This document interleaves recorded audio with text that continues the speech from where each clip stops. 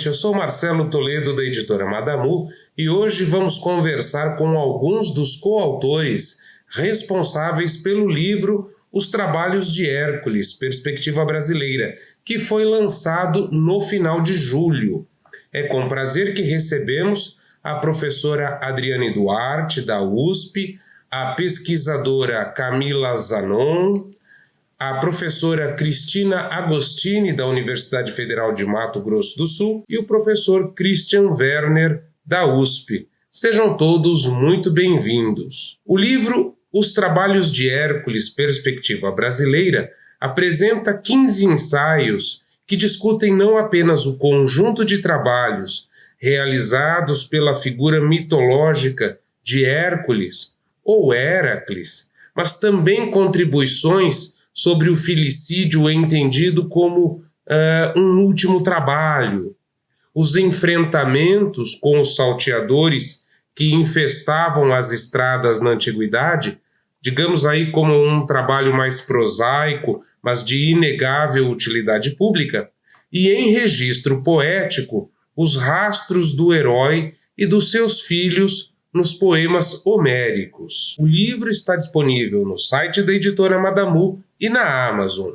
Na descrição do vídeo nós vamos deixar os links para vocês que ainda não compraram esta obra singular. E eu começo essa nossa entrevista perguntando à professora Adriane por que nós podemos dizer que se trata de uma obra singular, professora? Bom, eu acho que o livro ele é único na medida em que eu desconheço outra obra que adote essa perspectiva acadêmica em tratando dos trabalhos de Hércules, né? Existem vários e vários livros sobre esses episódios, mas em geral são recontagens do mito voltados para um público infanto-juvenil, ou até um livro de autoajuda, né, que vendeu bastante recentemente aqui no Brasil, mas da perspectiva que nós elegemos eu não conheço, né? E eu também acho que o livro é singular na medida em que, em geral, quando a gente tem coletâneas assim, na área de estudos clássicos, elas são derivadas de eventos, né? Você tem eventos, depois você recolhe os textos, né? E isso confere a esses livros uma menor organicidade, né? Embora eles sejam orgânicos, sim, porque os eventos são pensados, mas uma menor organicidade. Eu diria que neste livro a gente teve um trabalho todo de curadoria, né? A partir do momento em que você propôs, porque é importante dizer que a proposição do livro foi da editora, foi do Marcelo, né? O que também em si constitui uma singularidade. E eu pensei, vamos fazer o livro, mas eu pensei, eu não vou fazer esse livro sozinha, né? Eu não teria condição de abordar tudo isso sozinha, porque é tudo muito variado, muito rico. Imediatamente eu pensei, vou chamar a Camila para fazer comigo, porque a Camila, ela tem um livro, né, em que ela estudou os monstros, ela estudou os monstros no doutorado, Onde Vivem os Monstros, é o nome do livro dela. Para Heracles, monstros, criaturas portentosas. Mas não foi só isso também, porque a Camila, embora venha das letras, ela fez um mestrado no Museu de Arqueologia e Etnologia.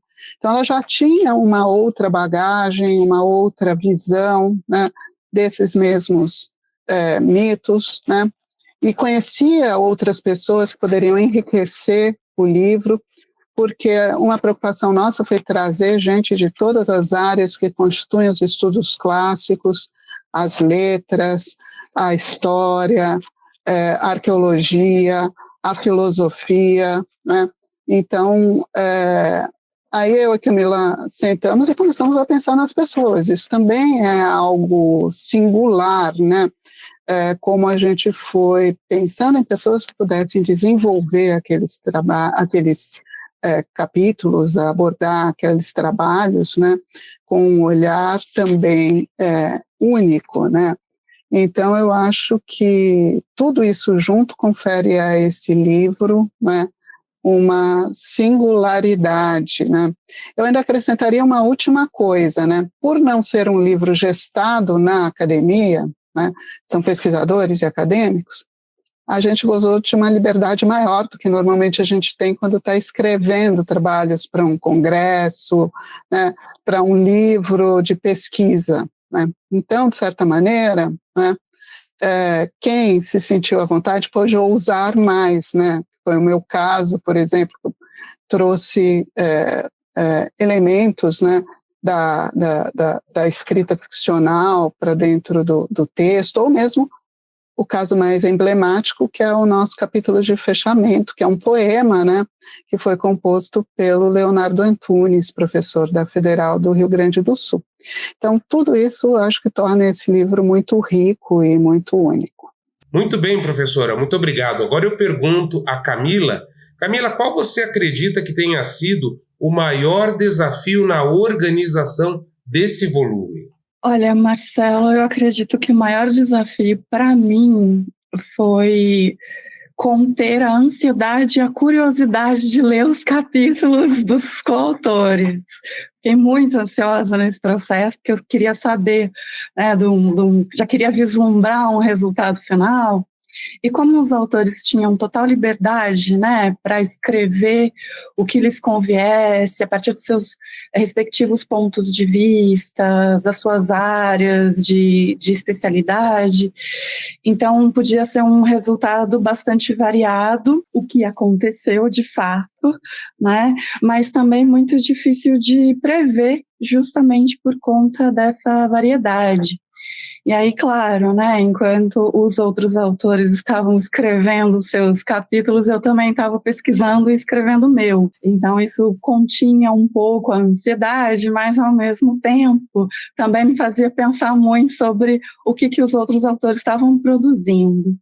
E aí, depois recebidos os capítulos, e eu e a Adriane, a gente começou a ler as contribuições dos autores, e a gente leu e releu várias vezes, né, o mesmo capítulo, para realmente ter e fazer um trabalho mais cuidadoso, o mais cuidadoso que a gente conseguisse, considerando as nossas respectivas agendas, inclusive, né, porque esse também é um desafio, quando você organiza uma obra com muita gente ou com muitos capítulos, você precisa dispor de tempo depois para trabalhar com esse material. E tempo é uma coisa preciosa na academia, né? A gente realmente tem muitos outros afazeres, a aula, a própria pesquisa e outros compromissos acadêmicos. Então, acho que esse foi um desafio que a gente venceu muito bem, assim, eu acho que foi mais ou menos tudo dentro do cronograma esperado, e a gente trabalhou no livro, na preparação, né, porque quando os capítulos vieram para a gente tentou respeitar ao máximo, né, o estilo, ou a contribuição individual, a perspectiva individual de cada autor, mas a gente também tinha que dar uma cara de uma obra que era coesa, né? Claro, são os 12 trabalhos, mas as outras contribuições do Werner, inclusive, mas há sempre a questão, né, quando a gente trabalha com uma obra relativa à antiguidade clássica, as questões de vernacularização dos nomes próprios, por exemplo. Isso é uma coisa que geralmente dá trabalho, porque a gente precisa fazer escolhas. Também uma preocupação foi padronizar as referências, né? Como é que ia aparecer no livro todo uma maneira apenas de referenciar as obras antigas ou mesmo as modernas. Então, isso a gente teve que pensar um pouco nesse aspecto mais técnico, que inclusive é parte, né, assim, do trabalho de organização, de edição. Então, a gente conseguiu dar uma atenção bastante especial para esse livro e foi bastante desafiador nesse sentido de deixar o livro com uma cara individual, né, de contribuição individual, respeitando com bastante atenção a essa individualidade dos autores, mas também tentando uniformizar de determinada maneira a partir das referências e dos nomes de lugares, de heróis. Então isso exigiu bastante da nossa atenção. Acho que, recebidos os capítulos, esse foi o maior desafio, porque no final das contas, né, a gente não teve que pensar, por exemplo, numa ordem dos capítulos, né? A gente assumiu a ordem do Apolodoro, então, com as contribuições adicionais. Então, não foi uma obra que a gente teve que realmente pensar na ordem dos capítulos, mas, em compensação, a gente teve que pensar bastante em como é que ia ser o resultado final em termos de padrões, né, de legenda, das imagens. Então, essa parte foi bastante desafiador, tomou bastante tempo. Eu acho que foi o que tomou bastante tempo, mais tempo nesse processo, depois que a gente recebeu as contribuições dos autores. Perfeito, Camila. Agora eu quero perguntar à professora Cristina. Ao observar o grupo de especialistas que foram convidados para este trabalho, a maioria deles são professores ou pesquisadores das áreas de língua e literatura ou do campo da história. Professora Cristina é a única participante da área de filosofia e por isso eu gostaria de saber como é que a professora interpreta a figura de Hércules sob a ótica da filosofia antiga. Como você disse, eu sou a única da área de filosofia, né, a ter contribuído com um capítulo nessa obra tão importante, eu acho que se torna agora, para a perspectiva dos estudos clássicos no Brasil. Então, assim, primeiramente, eu fiquei muito lisonjeada por estar nesse escopo, né, por ter sido lembrada e por pensar justamente aquilo que é um mantra que eu carrego todo dia, que é o fato de que a filosofia, ela não pode ficar aliada, como muitas vezes ela se pretende, aliada, né, quer dizer, isolada das discussões, sejam mais contemporâneas, ou sejam daquelas discussões que não são estritamente de textos taxados como filosóficos, né, e aí nesse sentido, o Hércules é uma figura que é muito importante para mim filosoficamente, porque eu o interpreto sob uma perspectiva que é a da teleologia. Então, a gente tem filosofia, e quem é o filósofo responsável por cunhar, assim, de uma maneira mais estanque, esse termo teleologia ou finalidade, é o Aristóteles, né? Pensando em várias coisas, né, como a física, por exemplo, mas na ética, ou seja, de que todas as nossas ações, elas têm como finalidade um bem. Só que a finalidade, ela já está posta, né? Na verdade, a gente age procurando os meios para executar aquela ação que tem um fim em si mesmo. E aí, nesse sentido, Hércules me parece muito esse herói, justamente, que ele já tem um fim, né? Que tá posto esse fim, e ele sabe, isso que eu acho muito fantástico, ele sabe que esse fim está posto, e ele vai, então, encontrar os meios para cumprir essas 12 tarefas, esses 12 trabalhos que estão postos, porque, no final das contas, o que vai acontecer seria o daimonia, então, a felicidade que vai ser advinda depois de tudo, né? Então, é um herói para o qual o trabalho está definido, o início e o fim, e depois disso ele não vai mais cumprir com aquilo, né? Então, não são... Sabe, não é uma vida por acaso, assim, em que, agora eu tenho que trabalhar porque aconteceu aquilo, agora que eu sou jovem, agora eu já juntei um pouco de dinheiro, calhou de eu viajar. Não tem um acaso, né, na vida, assim, durante esses trabalhos do Hércules. Então, no sentido desse herói, que, como eu disse, tem uma finalidade posta já, e mais do que isso, né, ele é muito humano também, porque ele tem emoções. Então, não é só um herói racional, né, por assim dizer, e que daí, nesse sentido, sairia de uma possibilidade de identificação com o ser humano, né? Não, ele tem emoções, tem que controlar, tem que lidar com essas emoções ao mesmo tempo em que ele lida com os desafios, com todos esses obstáculos, para daí sair vitorioso. Então, eu acho que Héracles é um herói que contribui muito, sim, para o pensamento ético, filosófico, e fico muito feliz, sabe, Marcelo, de ter podido pensar filosoficamente sobre essa figura. Nossa, professora, é verdade, hein? Muito bom, muito boa a sua resposta. Agora, eu quero saber o seguinte, como vocês já devem ter percebido, nós ainda não entramos na discussão sobre os trabalhos de Hércules propriamente ditos, mas nós vamos chegar lá.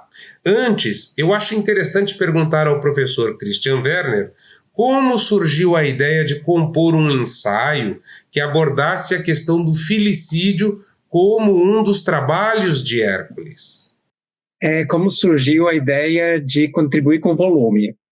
Aí, na verdade, eu não me lembro muito bem. Eu sei que foi no almoço com a Camila, e eu acho que eu já sabia do livro, tenho a impressão que o livro já estava em andamento, né? Eu não sei em que etapa, se era na etapa de... não lembro. E aí eu propus para a Camila, e ela ficou de conversar com a Adriane, e muito rapidamente elas concordaram, ficaram interessadas.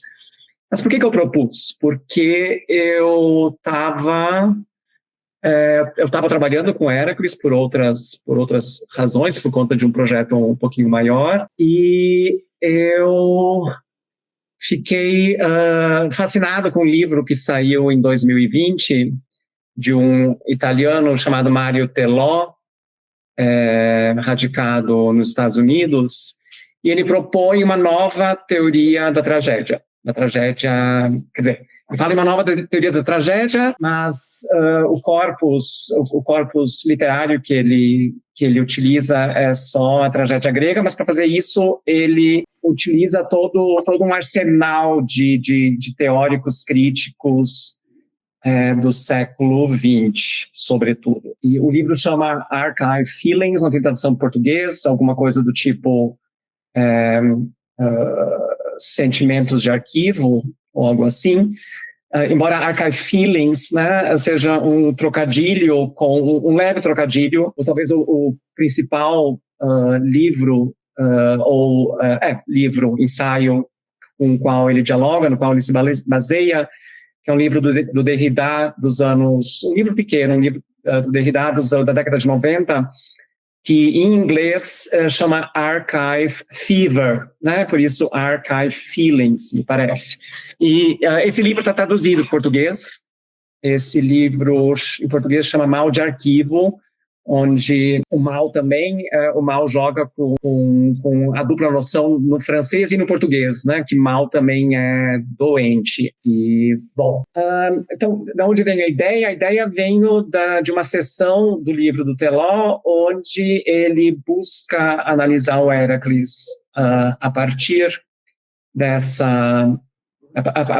teoria que ele está construindo, e no centro dessa análise dele está uma forma de entender a trajetória do Héracles tal como armada por Eurípides nessa tragédia, e ele faz isso de uma forma que acaba mostrando as confluências, a forma como as diferentes ações percorridas à tragédia, seja por meio da própria encenação, ou seja, as ações que a gente vê acontecendo, ou seja por meio de narrativa, e diferentes formas de narrar, de ações que já aconteceram ou que acabaram de acontecer. E aí, nesse sentido, dá para dizer que, na verdade, quem teve a ideia de aproximar o filicídio dos trabalhos é Eurípides, em última análise. Então, o que o Eurípides está fazendo no Héracles é o que boa parte dos tragediógrafos, se não todos, dá para talvez propor, fazem relação à tradição a qual ele pertence, que é de inovar. Inovar, algumas vezes em maior medida, outras vezes de forma menos acentuada. Claro que as inovações nunca vão ser no sentido de Héracles não realizou trabalho nenhum, ou então Troia não foi conquistada e os aqueus perderam, não. Esse tipo de mexida no mito, na tradição mítica, ela nunca acontece.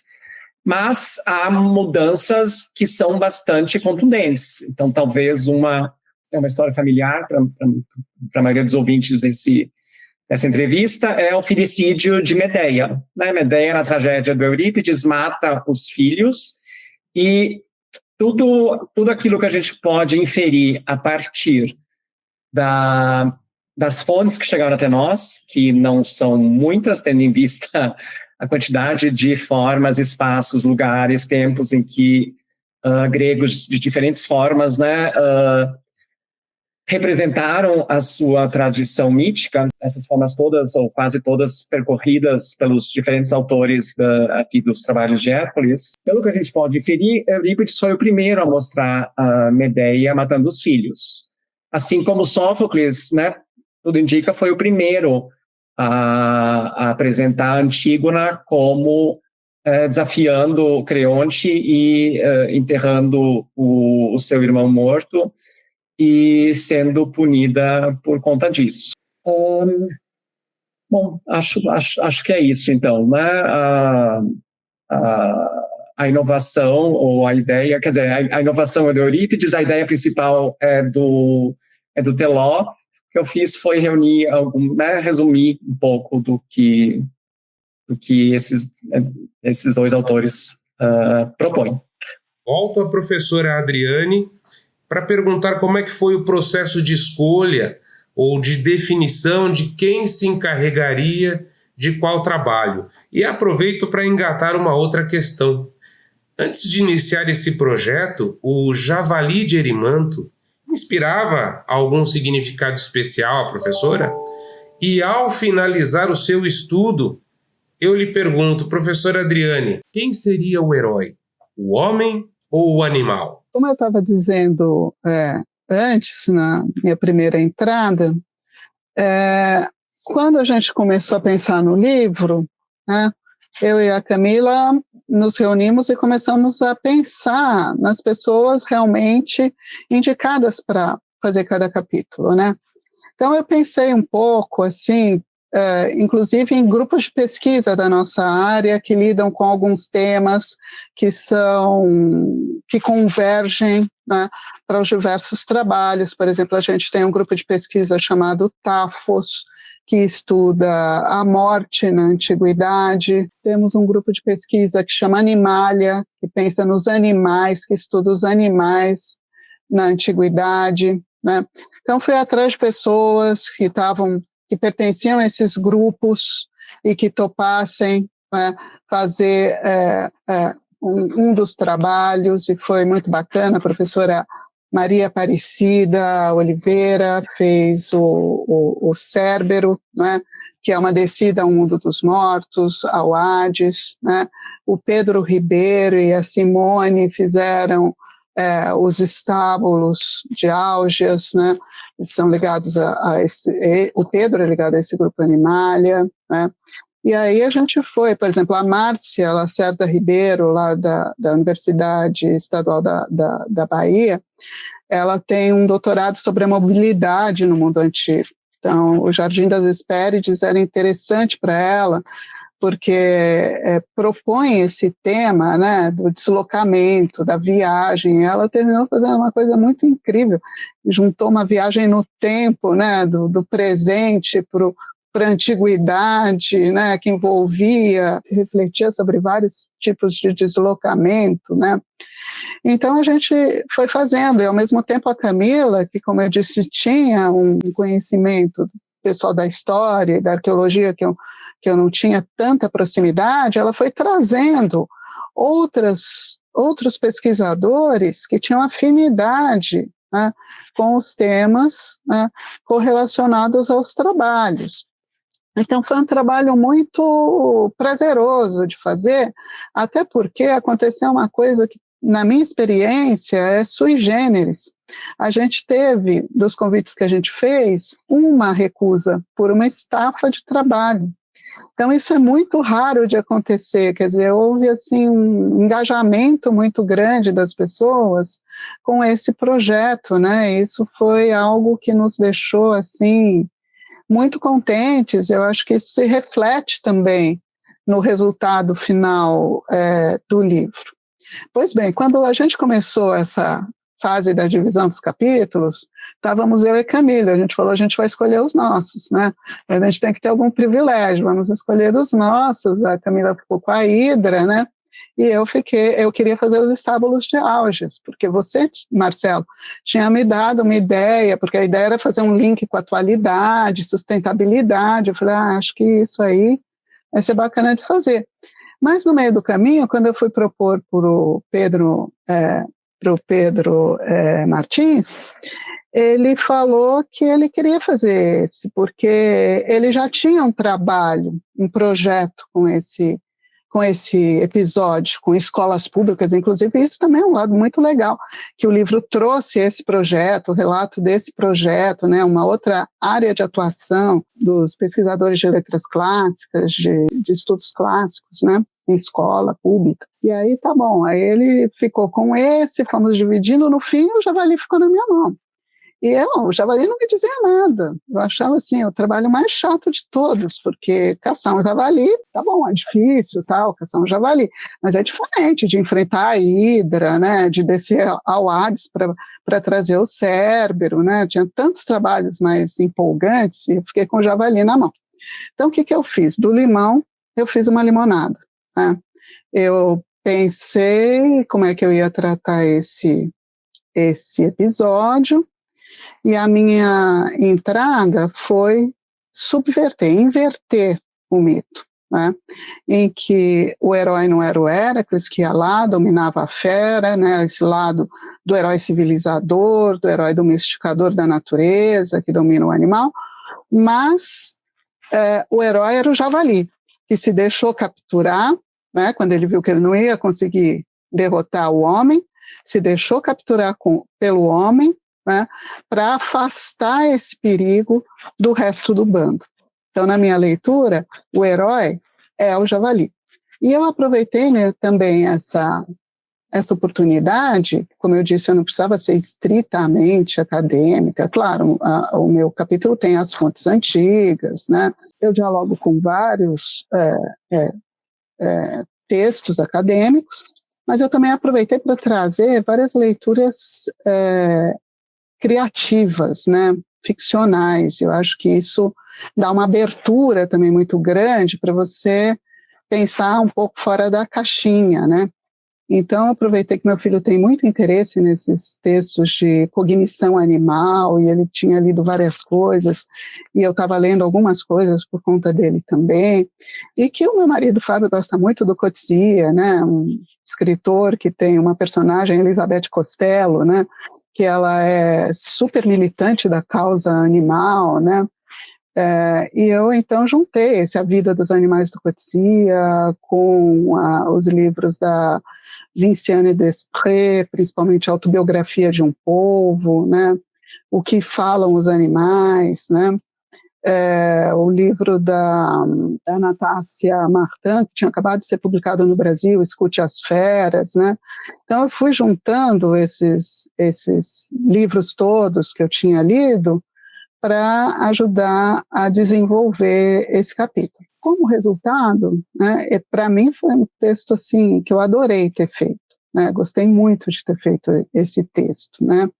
E não há dúvida para mim que o javali é o grande herói desse trabalho, né? Se a gente olhar por essa outra perspectiva, né? Bom, é isso, Marcelo. Continuando com a nossa entrevista, Camila, coube a você discorrer sobre um dos trabalhos mais conhecidos do ciclo de tarefas executadas por Hércules, que é a luta contra a Hidra de Lerna. Você optou por trazer ao volume a pesquisa sobre as fontes histórico-literárias antigas e procura refletir ali sobre a participação de Iolau no episódio. Então, Camila, te pergunto, contra dois, nem mesmo Héracles? Pois é, Marcelo. Esse trabalho é o único dos 12 trabalhos canônicos em que o Hércules recebe uma ajuda. Né? Ele recebe uma ajuda de um sobrinho, do seu sobrinho Iolau. Aliás, eu queria aproveitar a oportunidade para agradecer a Adriane, né, por ter me permitido ser uma espécie de Iolau. Foi muito prazeroso para mim ser esse Iolau nesse processo todo. E quando eu comecei a pesquisar de fato a respeito desse trabalho, porque até então a gente conhece os trabalhos de Héracles, muitas vezes a gente não sabe nem de onde, né? Talvez pelo Monteiro Lobato, talvez por alguma outra obra, talvez por alguma coletânea de mitos. E aí eu fui atrás das fontes de fato, para saber onde é que estava isso, né? Onde é que os 12 trabalhos estavam de fato. Quem falava mais sobre os 12 trabalhos? Quem falava antes sobre os 12 trabalhos? E também com a preocupação do meu trabalho específico, né, que era no combate contra a Hidra de Lerna. E como eu já tinha, né, um doutorado que tratava de criaturas consideradas monstruosas, eu já tinha lido alguma coisa a respeito desse episódio específico. Então eu acabei tentando, no meu capítulo, na verdade eu acabei indo na direção oposta da Adriane, né? Eu queria fazer uma coisa criativa e acabei fazendo uma coisa mais acadêmica, inclusive, né? Então tem essa variação dentro do livro também. Porque quando eu fui, né, traçar onde é que estavam as fontes mais antigas dos trabalhos e do trabalho específico contra a Hidra, eu comecei a notar que, de fato, não havia mesmo uma abundância de fontes. As fontes são relativamente escassas para os 12 trabalhos em conjunto, são super escassos, mas há menções aqui e ali nas obras da antiguidade. E eu acabei tentando, no meu capítulo, dar uma espécie de mostrar, na verdade, as pegadas que eu fui seguindo, né, desses textos antigos, porque o que a gente tem, na verdade, com os trabalhos do Héracles, não é um caminho, né, a se percorrer, mas a gente só tem pegadas esparsas, uma aqui, outra ali, duas no século VI, aí depois 2 ou 3 no século V, então talvez um pouco mais. Então o que eu fiz no meu capítulo foi uma tentativa justamente de colocar à vista essas pegadas que eu fui seguindo para tentar reconstruir o episódio com a Hidra, né? Então, onde eu encontro essa narrativa? E aí o que acontece é que, de fato, assim, a narrativa um pouco mais substanciosa que a gente tem a respeito desse episódio, mas também dos outros episódios, estão em fontes que a gente considera mais tardias, que são o Diodoro da Sicília, do século I a.C., e o Apolodoro, quer dizer, o pseudo-Apolodoro, né? E tem até uma nota no capítulo explicando a respeito, já do século II depois de Cristo. Então veja que em relação à antiguidade, essas fontes já podem ser consideradas mais tardias. Mas eu fui buscar lá atrás, lá em Homero, lá em Hesíodo, as referências, né, a Héracles, as referências ao episódio da Hidra, especificamente, e também nas fontes arqueológicas, como a Adriane disse, eu tenho um mestrado em arqueologia, então as fontes arqueológicas são sempre uma preocupação também, então também quis traçar em paralelo esse caminho também na iconografia. Então, a gente percebe que logo as primeiras menções aos episódios do combate do Héracles contra a Hidra de Lerna, Iolau já está presente, tanto nas primeiras menções, nas mais antigas, quanto na figuração também. Então, essa presença, essa ajuda do Iolau não é uma coisa que vem a posteriori, que vem depois, né, no decorrer do tempo em que o mito é apropriado e reapropriado. Não, essa ajuda do Iolau já está lá desde o começo, e isso me intrigou bastante, porque, de fato, é o único trabalho em que o Héracles recebe uma ajuda. E é também interessante que, justamente porque ele recebe essa ajuda, o Pseudo-Apolodoro diz para a gente que o rei Euristeu não levou em conta esse trabalho, porque inicialmente eram 10 trabalhos, não eram 12, e aí, por conta da ajuda do seu sobrinho Iolau, Heracles não pôde contabilizar, não ter esse trabalho contabilizado diante das ordens do rei Euristeu. Então, também tem um elemento aí que, porque ele recebeu ajuda, isso não teve muito efeito para o rei que o escravizava e que impôs esses trabalhos sobre o Heracles. E é muito intrigante que em apenas um episódio ele tenha essa ajuda e que seja um episódio que é talvez o episódio que tenha mais representações iconográficas na antiguidade. Isso também é bem interessante, é um episódio muito bem representado no mundo antigo. Então, existe um favoritismo desse episódio. E é também interessante que, por volta do século V, nas representações iconográficas desse episódio, há um certo apagamento do Iolau, mas isso não acontece nas fontes escritas. Nas fontes escritas, Iolau continua presente no mito. Então, tem até um provérbio que é mencionado, que é citado pelo Sócrates no Fédon, e é um spoiler do capítulo, né? Quer dizer, não existe spoiler de clássicos, né? Então, todo mundo sabe, o começo, meio e fim, geralmente, dos clássicos, só precisa ler de fato. Mas o Sócrates, Platão coloca na boca do Sócrates, né? No diálogo Fédon, um provérbio que diz: contra dois, nem mesmo Heracles. E esse contra dois, né, quem são esses dois? Porque a Hidra, apesar de ter 9 cabeças, né, ou mais, né, ou 50, ela é um indivíduo, né, e esse segundo é um elemento também que não é uma adição posterior ao mito, mas que já está na parte iconográfica, né, nas primeiras representações iconográficas do mito, que é o caranguejo, né, e o caranguejo vai ter um fim muito especial. Agora, esse spoiler eu não vou dar, mas, de fato, assim, esse trabalho foi muito prazeroso trabalhar com esse trabalho, né, com esse aetlos, né, como aparece em Homero, que é o termo utilizado em Homero para esses trabalhos, é aetlos, que deu inclusive a palavra atleta em português, né?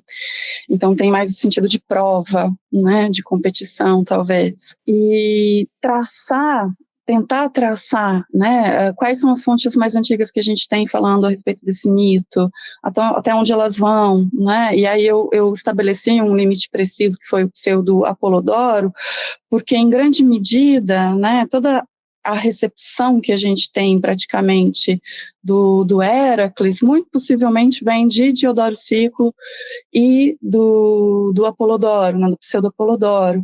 Então, são obras que talvez ali naquele ponto, a posteriori, tenham sido as grandes fontes para o mito no mundo ocidental, digamos assim. Mas foi bastante desafiador também, né, aproveitando a pergunta anterior, traçar esse caminho no qual a gente só vê algumas das pegadas, e eu quis trazer também para o leitor, né, esse aspecto acadêmico, mas não tanto, né? Então eu tentei dosar a linguagem, inclusive, para tornar interessante a leitura, não apenas para o leitor acadêmico, mas para o leitor em geral.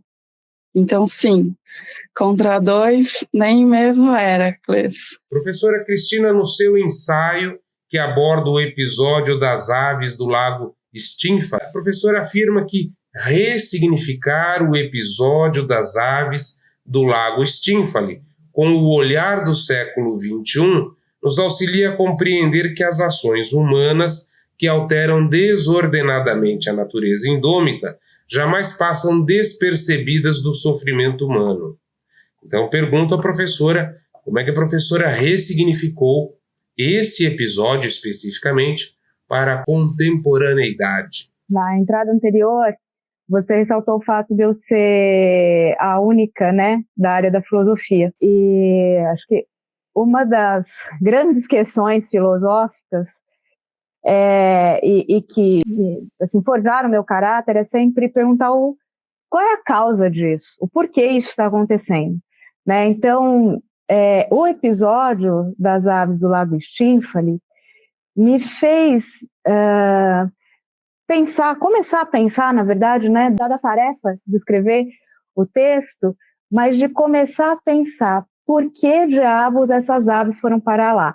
Então, assim, ao invés de claro, né, assim, recolher as fontes e fazer toda uma análise ressignificada do trabalho de Héracles, eu passei um tempo meditando no porquê é que elas foram para lá. Porque a ideia elas começam a atrapalhar a população em um determinado momento, não é que elas sempre estiveram ali. Se elas sempre estivessem ali, não haveria população ali, né? Enfim, teria uma outra situação. Então, se elas se tornam uma praga, é porque houve um descontrole populacional, para citar aí um exemplo. Bom, então, dado isso, nessa minha reflexão, assim, de procurar entender as causas, a versão que o Pausanias dá, eu acho que para pensar daí nessa ressignificação em relação à nossa natureza, né? As temáticas mais atuais, que dizem respeito ao que a Adriane falou no início, sustentabilidade, por exemplo. Então, a versão que o Pausanias dá, ela me chama muita atenção em 2 pontos, né? Um ponto é o que diz respeito às aves que são conhecidas, ele vai dizer assim, tem umas aves conhecidas por Stymphalidas, mas elas são da Arábia, né? São lá dos bárbaros, né? E ele narra esse episódio e tal, e aí tem um truque de mestre que é assim, elas são muito vorazes, né? Elas vão lá e bicam com tudo os corpos, então elas são antropofagas também, só que elas fazem isso como uma resposta à caça pelas penas delas, algo mais ou menos assim. Então, quer dizer, esse é um fato ali que aparece no Pausanias, mas ele tem uma outra passagem que diz respeito ao ecossistema, ali onde ficou a região da Stymphálida, que diz respeito ao culto de Ártemis, de que a população local começa a descurar dos rituais que deveriam ser oferecidos a Ártemis, e Ártemis é uma deusa selvagem, por assim dizer. Então, ela é uma deusa que está atrelada a uma natureza mais selvagem, à fronteira, ela é uma deusa de caça, né? A um ambiente mais puro, diríamos assim, né? Então, sem cultivo ainda agrário. E o que acontece é que, não cultuando Ártemis, a natureza começa a passar por transformações. E essas transformações acabam afetando o ecossistema, né? Eu não vou aqui entrar em detalhes, mas acaba afetando o ecossistema, e aí a população começa, portanto, a prestar o culto a Ártemis que antes foi descurado. E aí, isso justamente me levou a pensar em casos que tivemos aqui, e que não vou dizer que tivemos, mas que temos ainda aqui no Brasil, e que eu penso definitivamente que são um reflexo desse descuido de uma Ártemis ressignificada, que é o descuido da própria natureza, ou a negligência que os seres humanos têm com a natureza, acreditando que ela é inesgotável, acreditando que com a instauração de mineradoras, nenhuma consequência adversa vai acontecer, e com a exploração do sal-gema, nada de adverso vai acontecer. E aí, então a ressignificação vai nesse sentido, né? Mas, pensando aí no Pausanias, mais especificamente, em 3 catástrofes no Brasil. Então, uma é aquela de 2015, de Mariana, que a gente pode dar nome aos bois aqui, que diz respeito a Samarco, que teve aquela catástrofe na cidade. A outra depois, em 2019, com a Vale, em Brumadinho, e essa mais recente, que não é tão recente, e isso também eu me volto para isso no meu texto, que é a que ocorre em Maceió, em que o solo de Maceió ele começa a sucumbir por causa da exploração de sal-gema. E aí, quando eu começo assim a pesquisar, né, eu me volto para essas catástrofes, é algo que eu não sabia, que daí começa a me chamar muita atenção, diz respeito justamente a Maceió. Porque lá em 1982 é que se tem a definição da instauração de uma petroquímica que vai fazer a exploração de salgema. E nesse momento, em 1982, o secretário de Meio Ambiente de Alagoas, que é o José Geraldo Vanderlei Marques, lá em 1982, ele se opõe à exploração de salgema. Ele argumenta que o solo é um solo de restinga e que dentro de alguns anos, que fossem 20 anos, o solo não ia resistir e as casas iam começar a ceder, não ia ter jeito.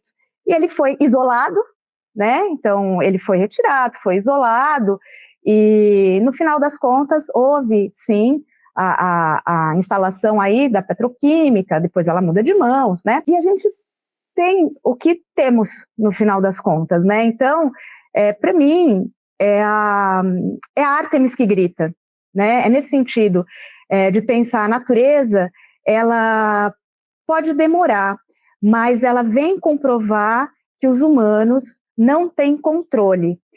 Nós humanos queremos muito ter controle sobre a natureza e, certamente, a filosofia positivista, já aquela filosofia de Bacon, que se diz, né, que o controle, né, como que nós humanos controlamos a natureza por meio da razão e também a domesticamos, e todo esse louvor que a gente tem da passagem do caçador-coletor para a agricultura, e daí, para chegarmos aonde estamos, né, nessa sociedade de consumo voraz, como se não houvesse um amanhã. Só que o amanhã é hoje, né? E a gente tem colhido os frutos dessa negligência que temos com a natureza. Então, eu acho que é muito, muito emblemático, sim, a gente fazer essa leitura também de Héracles, que passa por determinadas situações em que os humanos são os responsáveis pelo mal que os ataca, quando esse mal é proveniente da própria natureza, né? Então, a natureza responde, ela pode demorar, mas ela responde e mostra cada vez mais que não adianta, não temos controle. Podemos até acreditar que a gente consegue prever em termos meteorológicos, né? Vai chover, vai fazer sol, mas a gente não controla, no final das contas. E poderíamos ter uma vida mais saudável também, caso não quiséssemos controlar essa natureza e nos decidíssemos por uma vida muito mais ligada a essa natureza, né? Uma vida mais natural, com um ciclo mais natural, ao invés de tentar remodelar esse ciclo e querer fincar nossos desejos a todo custo. E aí a gente está vendo, né? A gente hoje recebe as consequências das passadas gerações, né? E as nossas futuras gerações vão continuar a receber as nossas consequências até o momento que a gente sabe, né? Vai se extinguir, mas ainda bem que não vamos estar aqui para ver isso. Nossa, professora, muita coisa para refletirmos, não é? Que riqueza de informações. Agora eu passo ao professor Christian, porque o seu ensaio se debruça, professor Christian, sobre a tragédia Héracles, escrita pelo Eurípides, mas que, como o senhor ressalta no início do seu texto, é a única fonte que coloca a execução dos trabalhos de Hércules antes da morte dos filhos. Nas outras fontes que chegaram até nós, os trabalhos vieram após a morte dos filhos e, às vezes, teriam ali como propósito, digamos, purgar essas mortes. Então eu lhe pergunto, a inversão dessa cronologia dos episódios na tragédia de Eurípides acaba tendo alguma função específica na narrativa? Sim, tem uma função, e ou várias funções. E o primeiro indício de que Eurípides está se afastando da versão ou da uma certa multiforma da versão canônica é que logo no primeiro discurso da personagem que abre a encenação, que é o pai de Heracles, anfitrião, ele esclarece, ele menciona, e menciona sobretudo para nós, né? Menciona para o público receptor ou para nós leitores, que Heracles está ausente da cidade que ele, anfitrião, escolheu como sua, que é Tebas. E ele está ausente dessa cidade porque ele decidiu, ele quis tentar levar o pai de volta para a cidade de onde o pai havia saído. Havia saído em exílio, que é Argos, por ter cometido um assassinato. E, portanto, não pode, né, está exilado, não poderia voltar para essa cidade. Heracles que está super bem estabelecido, a família inteira, né? A família inteira está muito bem estabelecida em Tebas. A esposa do Heracles é filha do rei, que também do rei Creonte. Mas naquele momento, ou seja, no dia mesmo da ação, a família do Heracles corre um perigo mortal porque o usurpador tomou o poder na cidade. E esse usurpador sabe que o seu poder ele é contingente, ele depende de possíveis rearranjos de força. Naquele momento não se espera a volta do Heracles, por isso mesmo ele aproveitou a ocasião para tomar o poder. Por quê? Porque Heracles está realizando aquilo que na transmissão do mito, ou desse conjunto de histórias, ele foi se constituindo como o último trabalho. O último porque, de certa forma, é mais difícil, que é o de ir descer até o Hades e voltar. Então, do ponto de vista de uma lógica do sentido do senso comum, quem tenta fazer isso não volta, então, portanto, Heracles não volta, portanto, a família dele está sem essa proteção. Então, o que a tragédia, né, o que a gente espera é que vai acontecer com a família toda do Heracles, aquela mesma coisa, ou seja, a mesma parte que se constitui na primeira metade do trabalho, do 12º trabalho, que é descer para o Hades. Ou seja, do ponto de vista da situação inconclusa do trabalho, aquilo que o usurpador, que chama Lico, e que curiosamente tem o nome de um animal, né, como a Camila e a Cristina, né, a Adriane, né, todas trabalham, quer dizer, sobretudo Cristina e a Adriane, né, trabalharam com trabalhos que envolvem animal. Esse usurpador, o nome dele em grego quer dizer lobo. Então, de certa forma, esse será esse é o 12º trabalho, né? Do ponto de vista da lógica da tragédia, né? Porque essa é a primeira coisa importante, né? A tragédia, ela não é, em primeiro lugar, a fonte de um mito, né? Ela é a recomposição, a imaginação dentro de um escopo bastante amplo de liberdade do que é, né, de como se pode conceber essa história. Então, do ponto de vista da lógica dessa tragédia, o 12º trabalho, porque completado, é a morte desse adversário lobo, né, que quase, por muito pouco tempo, uma questão de minutos praticamente, não mata a família toda de Heracles e, portanto, acabando com todos os traços, né, que Heracles, naquele momento, deixaria no mundo dos vivos, né, na civilização. Heracles chega, mata o Lico e, na sequência, mata os filhos. Então, o que acontece na sequência? Heracles pensa em abortar o último trabalho e, na verdade, voltar para frente, voltar ou para o meio desse trabalho, né? Porque ele pensa em se suicidar. Então, o que seria o suicídio do Heracles seria dar uma nova torção para aquilo que é a descida até o Hades, que é ele, de fato, fazer aquilo que todos esperavam, que é descer e não retornar. Mas aí o que acontece é que um outro herói que esteve no Hades e que escapou de lá graças à ajuda de Heracles, e de novo porque o timing, né, bateu, funcionou, né, que é Teseu. Teseu, um ateniense, ele chega a tempo de impedir Héracles de se suicidar e consegue convencê-lo a abandonar uma nova espiral de dor que ele tinha entrado em torno dos filhos e com ele até ser recebido de novo em exílio. Na verdade, um novo movimento que não é circular, né, o movimento em espiral. O Héracles, de certa forma, volta ao início de tudo, né, que agora o exilado não é o pai, mas o próprio Héracles. Mas aparentemente um exílio mais feliz, mais venturoso, porque é um exílio que para o espectador ateniense, né, o espectador ateniense sabe disso, é um exílio cujo clímax vai ser a apoteose de Héracles e a sua entrada no Olimpo, portanto, ele passa a pertencer ao conjunto dos 12 deuses olímpicos. Bom, mas isso em termos de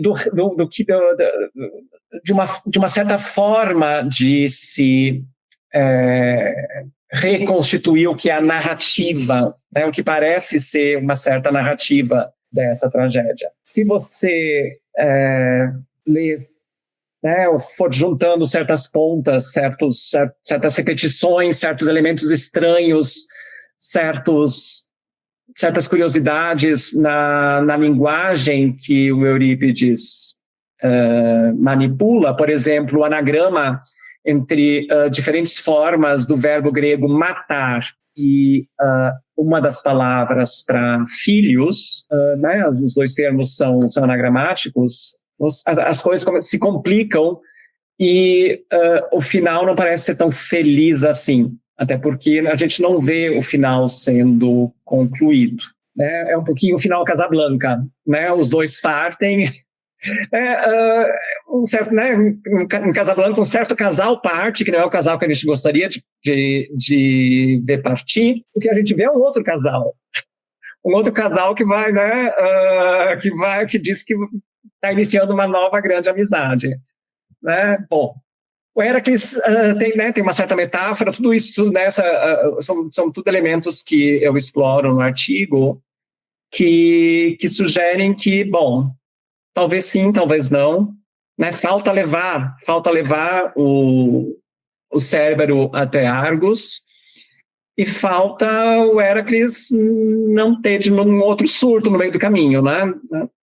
Então é isso. Muito bem, estamos nos aproximando do fim da entrevista e, como vocês puderam ver, os temas e debates gerados a partir da reflexão sobre os trabalhos de Hércules são inúmeros e, na minha opinião, refletem o vigor do atual estágio dos estudos clássicos no Brasil.